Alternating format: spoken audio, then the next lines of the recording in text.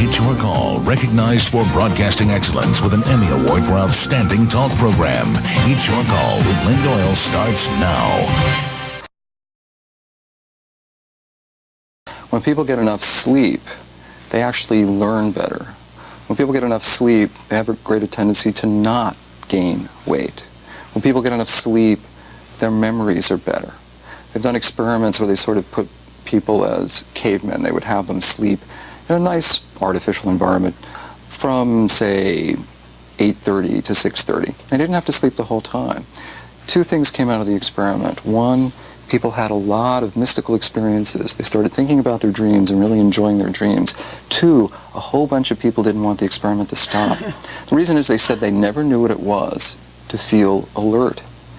We're engaging in this huge experiment in this country where we're trying to push ourselves to the wall and sleep as little as we can. And that was the part that I was really fascinated by when reading the book, the whole idea of a society functioning basically sleep deprived. I mean, most of us would admit that we don't get as much sleep as our body tells us to, but time constraints say, well, I can only sleep so long. I need to get up, I need to get moving, I need to get to work, I need to exercise, I need to get the kids off. There's all these other outside elements that keep us from getting enough sleep.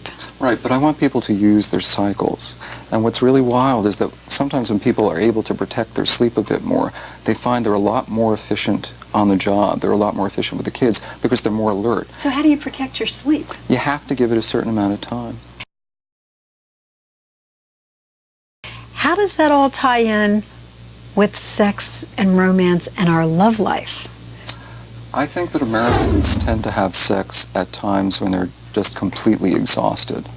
Most people have sex right before they go to bed. Or not have it at all. Well, your choices that's the are real exhausted answer. Or no. Right, and it's a real pity. It's a real pity.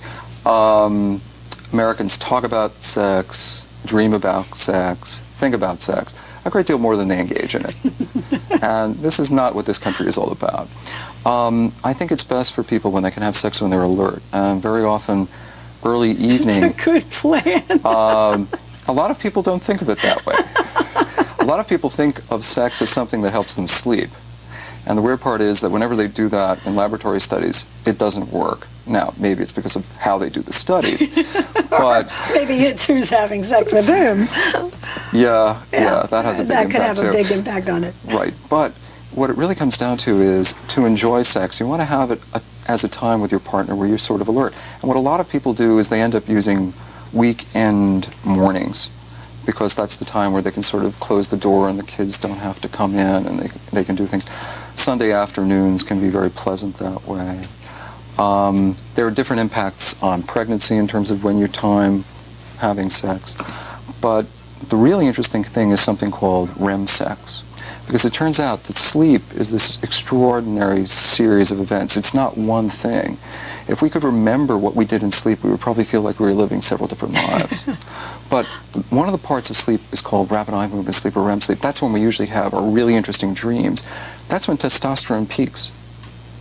And for a lot of men who think that they're having trouble, if you can just get them at the last REM period, if you can just wake them up maybe 30, 40 minutes earlier than they usually do, you can sometimes have a very dreamy, kind of a sneak pleasant attack. Is that what you're advocating? It depends on who's doing the attack.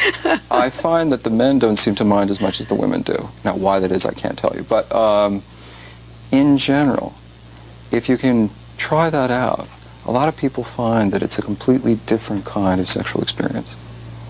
Okay. Are you guys taking notes on this? If not, get the book. It's called The Body Clock Advantage. The author is Dr. Matthew Edlund.